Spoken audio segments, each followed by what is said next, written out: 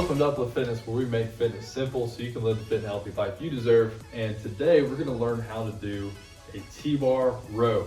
One of the best back movements there is. It's one of my favorites. Really good for beginners. A lot of times starting to work into barbell work. Maddie's going to go ahead and slide the attachment onto the bar. Just goes right on the end. We already have it back in the anchor back here, so you slide that in the sleeve. She's got that nice and tightened down. So we're not going to do any weight on here just for the sake of the video, but when you do add weight to this, use 25-pound plates.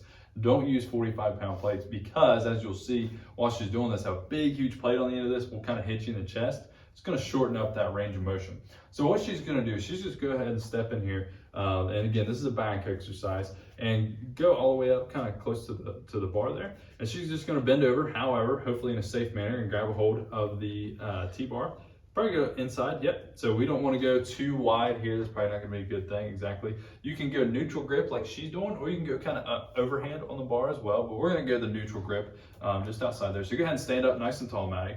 So we're not even starting yet. So what we're going to do is we're going to get a little bit of a backwards lean, and just to wherever our feet are stable on us. So body straight, we're just going to kind of lean back a little bit. That weight will be kind of pulling you down, is why I say that. So what she has here is her shoulders are back behind her and rolled around the body. Her hips are going to be rolled in this way so that they are underneath. We don't want to have our butt sticking out super far. So we have nice tall posture. This is just to start the movement. Then we're going to hinge forward. So what we're going to do is we're just going to kind of come forward. She may actually want to move your feet just a little bit closer. All you want is you just want to feel balanced on your feet. Where they are isn't super important. Very common for people to have their feet too far back, and that weight is pulling them up on their toes. They're falling forward as they're doing that movement. Err on the side of caution, go a little bit closer. If your weight's on your heels, that's probably going to be a good thing.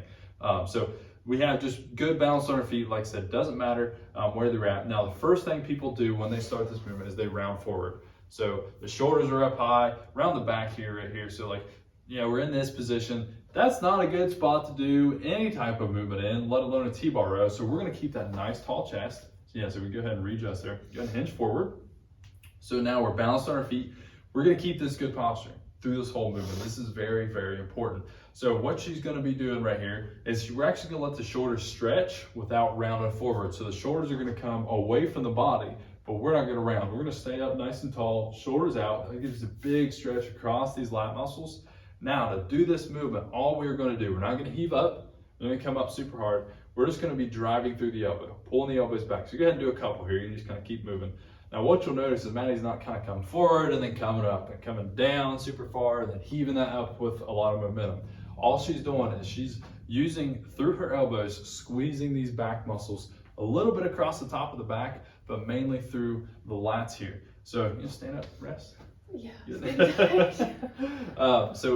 That is what you're going to want for a really good T-bar row. So nice tall posture, good extension. Let's do a couple bad ones here. So let's do kind of what a bad T-bar row would look like. So she's going to grab a hold here. Go ahead and grab the neutral grip again. Okay. So stand up nice and tall, and then let's put our feet a little bit too far backwards. So step back about 3 or 4 steps. So go ahead and go forward like you're going to do a T-bar row. How's that feel?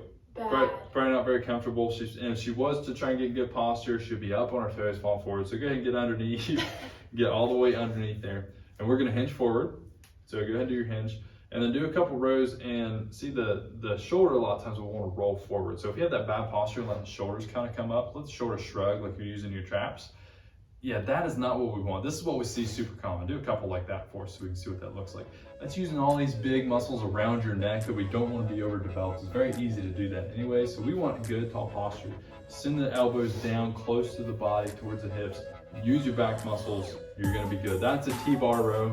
And if you want to know where that fits into your workout, you can download free workout plans from upliftfitnessohio.com, or click the button below this video, made by personal trainers just like myself, so you can have confident, effective workouts.